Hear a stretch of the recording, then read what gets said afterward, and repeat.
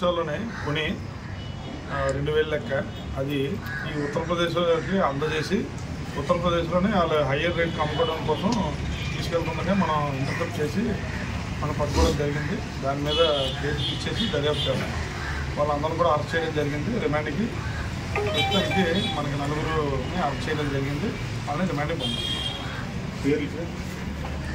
పేర్లు పాంగి శ్యామ్ గణేష్, పొర్ర కాగేశ్వరరావు, వాళ్ళు అరకు మండలం ఇద్దరు కూడా ఉన్న రాంబాబు అలియాస్ యాదవ్, అలాగే బీరేంద్ర, వీళ్ళిద్దరు కూడా ఉత్తరప్రదేశ్కి సంబంధించిన వ్యక్తులు.